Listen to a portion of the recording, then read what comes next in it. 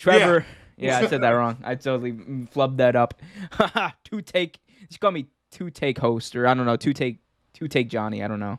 That's what I call myself. Anyway, but Trevor, this Sunday, WWE will be hosting Money in the Bank. And let's run through the card real quick right here, as you guys can see on the screen. The men's Money in the Bank ladder match. We also have the women's Money in the Bank ladder match. Rhea Ripley will be defending her WWE Raw Women's title against Charlotte Flair for what seems to be the 5th time. Bobby Lashley will be going against Kofi Kingston, defending his title. And Roman Reigns versus Edge, the match that we didn't get at WrestleMania, that everyone was promised at WrestleMania. We're finally going to get the one-on-one matchup between these two honestly legends at this point of the business. So just initial rumblings, Trevor, initial thoughts rather on this card, the build up to Money in the Bank, and what you think. Now, is this the complete card? Yeah, that's it. Okay, because I thought there were going to be other matches. That's why I asked. But no, it's a good card. It can be a good card. Again, I'm a little tired of Rhea Ripley and Charlotte, but it can be a good card. And it's only 5 matches. That's amazing. Even though it's going to be longer anyway, because the Money in Bank matches are pretty long sometimes.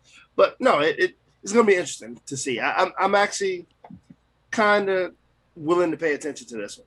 Yeah. Actually, one quick thing to note, that graphic actually missed one match. The Raw Tag Team titles are also going to be online. AJ and Omos are going to be defending against the Viking Raiders. Yeah. So, my bad on that, but also, who really cares? Like, honestly, who really cares? Love AJ Styles and Omos. Bianca Belair's not defending her belt? No, Bianca Belair will be defending her belt on Friday Night SmackDown live in front of the first crowd. Like that, they want that to be the big attraction. That's going to be the main event of Friday Night SmackDown. So I'm excited for that. Can't wait to see that. You guys can also see that on this Friday on Fox. But let's run through this card. Let's start going through this first. Let's start with the men's Money in the Bank ladder match. It's going to be Ricochet versus John Morrison versus Riddle versus Drew McIntyre versus Big E versus Kevin Owens versus King Nakamura, as they're calling him now, versus Seth Rollins. One of these 8 men are going to take home the Money in the Bank briefcase. They're going to have that title shot at any champion they choose. Riddle, by the way, said that he wants to cash in on the tag team champions with Randy Orton, which makes him look like a huge goof. But look, there's a lot of people here you could see winning. The people that stand out especially are people like Big E and McIntyre, potentially Owens, and Rollins maybe. That's like the second tier for me. But Trevor, take us through this match. Who do you think should win, and who do you think is going to win? So, honestly, in this is a pretty good matchup. This is a pretty good lineup, honestly. I would love to be able to say that Ricochet should win, you know what I mean? Or Ricochet could win. I would love to be able to say, even as he's kind of past his prime, but even Morrison. It would be nice to see Morrison win something like this. But honestly, I don't think any of those guys have a shot. Will honestly win it. Honestly, I believe it's either in my pickings would be McIntyre, Big E, or Rollins. Yeah, that's who I'm going. I'm in either one of those 3, but honestly, I'm leaning more towards Rollins. Honestly, yeah. I mean, Rollins would make sense if the end result of the Universal title match would be Edge winning, because Edge and Rollins is the big program that everyone knows is going to happen at SummerSlam. So if that was the case, then yeah. But going by what I'm seeing here, I think the logical choice here, because the story's already built. The story is built for Drew McIntyre to win, if we're being honest. It definitely is, yeah. It is built for Drew McIntyre to win because what was the stipulation of their Hell in a Cell match they had? It was if Bobby Lashley loses or wins, Drew McIntyre will not get another shot at the belt while Bobby's champion. What's a way to circumvent that? What's a way to get over that? For him to win the Money in the Bank ladder match, get that briefcase, and get that no holds barred title shot that he really wants whenever he wants. So that's, I think, that's a likely result. Liam says Riddle might be a potential winner of this match. Yeah, because they're building a story with him too. They really are. Riddle, I think, here's the thing. Riddle will be, I think, when Raw goes back onto live crowds, Riddle will be the most over thing on that show. Like by a long shot. You can, anyone who watches wrestling, anyone who follows wrestling, like, you'll know Riddle is definitely going to be the most over person on Monday Night Raw. But as far as winning this match, they haven't really built towards that. It would come out of nowhere in a bad way, because I don't think they have any plans for Riddle to win. Because if he does win, I think you might see a similar situation where WWE does the switcheroo like they did with the Otis storyline. So I don't want to see that happen with Riddle at all. Right. McIntyre would be I think the more obvious choice. You could put it on a heel like Rollins, have him walk around with the Universal or with that Money in the Bank briefcase. And look, the Money in the Bank briefcase, the whole gimmick is made for a heel, right? It is. It definitely is. So it could work with Rollins. But one thing I'll tell you, or a few things I'll say, honestly, I promise you, Ricochet, Morrison, and Nakamura have zero chance, unfortunately, to win this. Like, that's I will put my money on that bet that they will not win it. Like I said, it'd be nice to say that I believe that they're going to win, but I know they're not. So there's no point in, whatever. And it's a shame, because I would love to see Ricochet or honestly even Morrison with a shot, or Nakamura with a true shot. But it's not going to happen. It's going to be the three that we talked about, or it's just going to be McIntyre. Yeah. So final picks, I'll do McIntyre. Yeah, I'll go with Rollins, actually. Okay. All right. Okay. I don't think either one of those is going to be wrong. Yeah. If they're both right, then we have a real problem. Let's move on and talk about the women's Money in the Bank ladder match. Again, whoever wins this, they get their pick about on the Raw and SmackDown Women's Champion. So right now, there's only 7 women announced. There's going to be another one, but we're literally like days out of the pay-per-view. They haven't announced who it's going to be. So barring it being a huge surprise like someone like Becky Lynch, I don't expect it to be anyone who can really come in and win.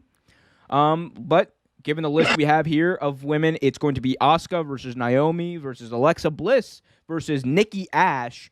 versus Liv Morgan versus Zelina Vega versus the newly added Natalya.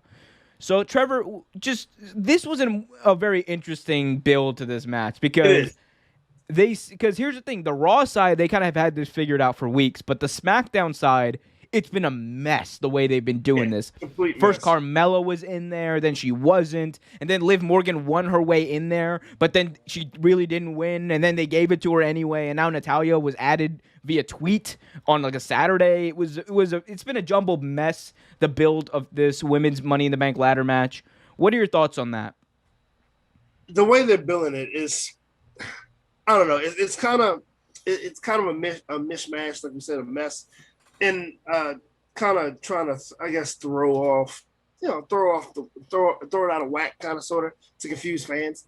But it's not a bad card. It really isn't. Like, I mean, you got Asuka, Naomi, who is an amazing athlete. Asuka as well. Alexa Bliss, when she's not doing terrible promos, like that they're doing right now. Doll. I hate that fucking doll. And again, for anyone watching, I do not think Alexa Bliss is terrible. I don't. I actually like Alexa Bliss a lot. I think Alexa Bliss is one of the most talented female wrestlers in. You know what? I'm sorry. I hate that term. Wrestlers in period in WWE. I apologize, because I've said time and time again, I hate that crap. Woman, female, she's a wrestler first and foremost. But I think Alexa Bliss is very talented, but I hate the way they're billing her. Nikki A.S.H., I also hate the way that what they're doing with her. Liv Morgan, very talented. They need to let her go and just let her wrestle. Zelina Vega. Ooh. I'm very interested in see what she does in this match. I loved her in NXT, like we talked about last week. I love this. Love that the fact that they brought her back. So I'm very anxious to see what she does in this Money in the Bank. And Natalya again, another very talented wrestler, and I can't wait to see what she does. Now my pick, I'll let you go through it first, and then we'll pick at the same time because You go. Yeah, you learn from my good wrestling knowledge. Learn from me. Here's what I will say about this. I think that there's really here. This is an interesting mix of wrestlers because there's like two obvious ones that I think are here, but but I think to people who haven't been paying attention to what's been going on, they might not be so obvious. To me, the two obvious people here are Liv Morgan and Zelina Vega. And look, let's actually get this part out of the way. I want to be clear. There's still one more person to come in. If it is Becky Lynch, if this is Becky Lynch making her return and she's in this, it has to be her. She has to win this, and she has to have that Money in the Bank contract. Like So if it is her, then that's my pick. Looking at the field we have right now, I am confident that it's going to be either Zelina Vega or Liv Morgan. The only reason I'll lean towards Zelina Vega is one because she's a heel. Yeah. And she's a heel that can cut really, really good promos. And with the Money in the Bank briefcase, I think that'll allow her to be used in a better way. That'll allow her to be used to her full extent. And it'll give her some traction and credibility, quite frankly, as a singles competitor. Because people are only used to seeing her as a manager with Andrade for the past few years. They weren't used to seeing wrestler Zelina Vega. So I think people are in for a huge surprise when they find out that she's great. So I think she's the more obvious pick. Liv Morgan would be an underdog for me, as in the whole story on SmackDown leading up to this with her has been that she's been trying to get into this match. And even though she wins, she's not in. She wins, she's not in. It's been an uphill climb for her. Pardon the pun, but I think that could be an underdog one. Everyone else, I don't see it. Alexa Bliss possibly, in which case that's the one I was gonna say. It means possibly more. I think she's not obvious, but she would be a pick in that top three to me. Like she along with Vega and Liv Morgan, because I was leaning toward Vega honestly, but Alexa Bliss could be thrown in that mix. Yeah, I think so too. I'll do final pick. I'll go with Zelina Vega. I think she's gonna win. She probably should win. Yeah. Since we don't know who that other person is, I'm definitely going with Zelina Vega. See, you're learning. See? No, that's who I was going to pick from the get-go. All right, fine. You're going first on the next one then. Okay. And speaking of the next one, let's move on and talk about the WWE Raw Tag Team Title match. Wow, I gave you a really easy one. So let's talk about it. The WWE Raw Tag Team titles will be on the line as AJ Styles and Omos will take on the Viking Raiders in a match for the aforementioned tag team titles. Trevor, what do you think of this match? I think at this point they've ruined the Viking Raiders. I liked the Viking Raiders when they first came to WWE. I thought they were a great tag team, and should have held the belts a lot longer than they did. The way WWE and Raw goes, I think the obvious pick is not the Viking Raiders. And I don't even think this match is going to be that entertaining, honestly. Unfortunately, I would like to say it is going to be entertaining, but I don't really think it is.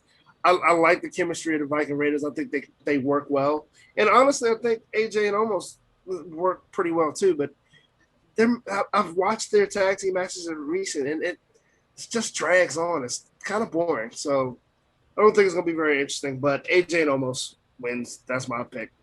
They have to win. They're not putting the belt on the Viking Raiders again because they won it before. In case you didn't know, but Vince also doesn't care about the tag team division. So who knows? I just don't see them. Omos and AJ don't seem like they're breaking up anytime soon. No. So I think they're gonna keep this going at least until SummerSlam. So we'll see about that. Again, let's move on and talk about the real matches, the real title matches here.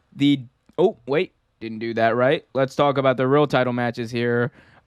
Here we go. Bobby Lashley will defend his WWE World Championship against Kofi Kingston. This will be Kofi's first shot at the world title on a pay-per-view since he lost his title back to against Brock Lesnar back in 2019. So again, Trevor, what do you think about potentially Kofi Mania Part 2 here? Kofi Kingston challenging for a world title. This should be a good match. It should be. Like, I mean, on paper, both guys can work.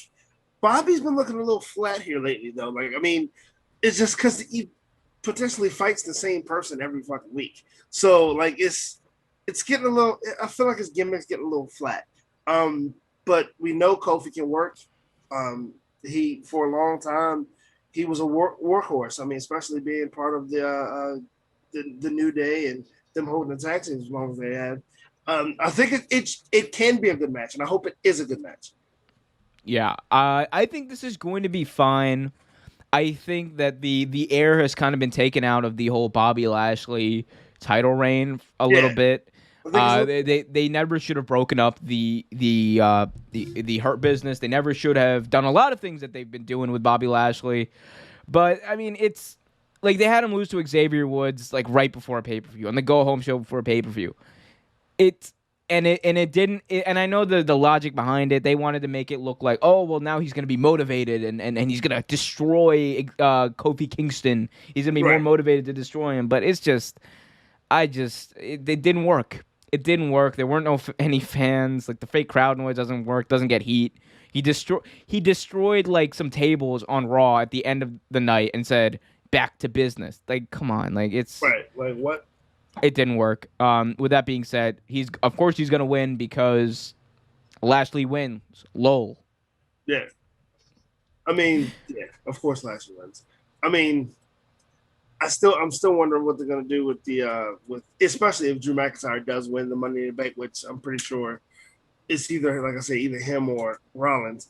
But if he does win the Money in the Bank, I wonder how they're going to finagle that, because I'm pretty sure who he's going to challenge is Bobby Lashley. It has to be. It has to be. That's been the whole storyline. It would make the most storyline sense for Drew to win and then cash in on Lashley. So if Kofi wins, I don't even know. I don't know. It doesn't make any sense. There was very little logic on Raw going into this.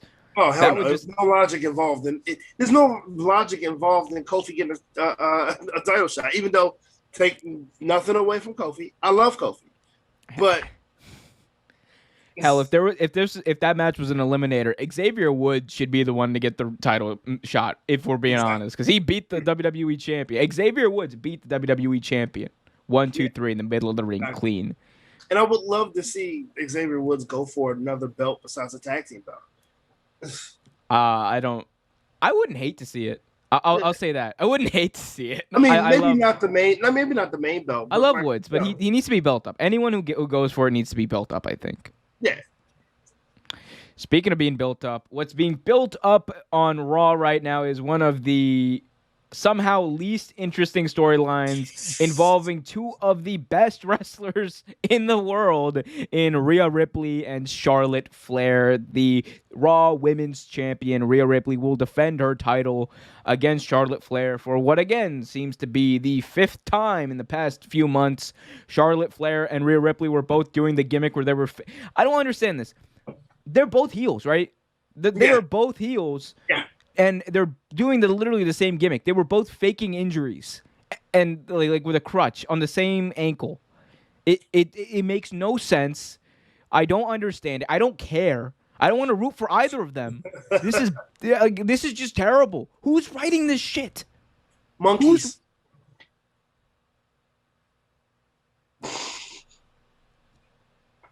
Trevor, what do you think about this match? It's terrible. It's okay. So again, like you said, two of the best wrestlers in their division. One of the worst storylines I've seen in a long time, and that's saying something about WWE. Like, I don't care. Like, unfortunately, I really just don't care. Honestly, at this point, I don't care who wins it. I kind of feel like Charlotte Flair will win, but again, think I honestly give a shit. We've been saying Charlotte Flair is going to win for like the past 2 months, and it hasn't And happened. she's lost every time. So, you know what? Rhea Ripley, fuck it. I don't care. We need whoever wins the Money in the Bank needs to cash in to save us from this god awful storyline. To save Charlotte and Rhea Ripley, especially. I feel bad for them. Like, exactly. Their talent is going to waste, honestly. Like, could you imagine if these segments took place in front of crowds? Oh, it would be so depressing. It would be so depressing because these aren't good segments. I don't think it's not the people involved. I want to make that abundantly clear. It's not the people involved. It is the way that they're being used. It makes no sense. They're both heels. They're not even like the type of heels that I want to, the anti-hero or whatever that you want to root for. This is not Stone Cold versus The Rock in 2001. It's not even built up like that. This is like nobody cares. No. Nobody cares. Not a single solitary soul. And apparently not the writers either. So make it better, please. Charlotte, sure. Oh my God! Please just put it to end. Just end this. Speaking of ending things, let's talk about the main event, hopefully, of this show. Roman Reigns will be defending his WWE Universal Championship against the Rated R superstar, the returning Edge. This will be Edge's first match since WrestleMania, where he was pinned by Roman Reigns, clean in the middle of the ring, along with Daniel Bryan. Trevor, what do you think about the build of this match? How Edge returned and the Glasgow smile that he's been using? What do you think about this? I love the way he returned. It's very Edge-like. You know what I mean? Like it's something that you would expect from Edge. I thought it was very mid 2000ish. But it's a great story to rekindle that feud that they had, and I honestly can't wait to see them both in the ring like together. You know what I mean? Just them. Not saying that the WrestleMania match was bad because it wasn't. It was amazing, but I can't wait to see them just in the ring, and see their chemistry and see how they work off each other. This should be the best match of the night. It should be. You have two guys who can really work. You have an amazing Roman Reigns who's been the best he's ever been in his career right now. And you have an Edge, jacked up Edge, who, after coming off that injury, looks absolutely amazing. He hasn't missed too many steps. So I think this is going to be a very good match. Very interesting match. I think so, too. I would say that my big thing for this match is how are the Usos going to be involved? Or potentially how is Seth Rollins going to be involved? Because we saw the segment backstage where Seth Rollins and Edge were face-to-face. And Edge, kudos to SmackDown writers, Edge called out Seth Rollins for the 2014 thing that he did. Because remember, back in 2014, Rollins nearly stomped on Edge's neck. This is back when Edge was still injured and not clear to compete. So there's a history between these two that I like. I think it could play into this match. We know that Rollins likes to literally just start feuding with people that Roman just got done feuding with. That's what he's done like the last 2 times. It's going to be interesting. I think at the end of the day, Roman has to win, and he's going to win because you keep this going. Roman is doing a great job. Fans are coming back. We are going to witness Roman Reigns being legitimately cheered. This is a moment in time that will happen, and it's going to be great. So you keep Roman afloat. You keep him with the belt, and Edge, I think, was going to work into that feud with Rollins. And, I think that's going to, I don't think you take the belt off him yet, even though, like, a lot of people do want to see, Edge with the belt, but I don't think you take it off him yet. I think you wait a little bit. And if you want to take it off him in, like SummerSlam or something like that, that's one thing. But I don't think it's ready yet. I don't think it's time for it to happen. You know what I mean? I don't think so either. Edge, and here's the thing. I don't think you need Edge to win the world title either. Or, sorry, the Universal title, pal. No, you don't have to. You don't have to. He himself, as Edge, the Radar Superstar, is enough of a draw. He can make other people look good. So that's what I would say. It would be one of those feel-good stories, though. Like It would be, but after I a think that was the while, yeah. Rumble, wasn't it? That was the Rumble and the pop he got at Mania. Well, yeah, but like he also got a belt taken off him that he never lost too. So like, Hey, he got a shot back. He got a shot back. He lost. He got pinned. He got pinned. well, Pal. yes, but he never lost. Technically, lost the belt. Well, that belt is long gone. I think True. it was merged or something. I think Brock Lesnar probably has that belt somewhere. Probably. Also, have you seen that picture of Brock Lesnar recently? Yeah, he looks mohawk or sorry, kind of mullet looks like like an artsy douchebag. Ponytail Lesnar. He looks scarier, dude. He looks like a legitimate Viking. Dude scares the shit out of me. Please don't hurt me, Brock. That's why I'm saying he looks like an artsy douchebag through the internet. I don't know, man. He might take that. He might take that to offense. He might not like artsy douchebags.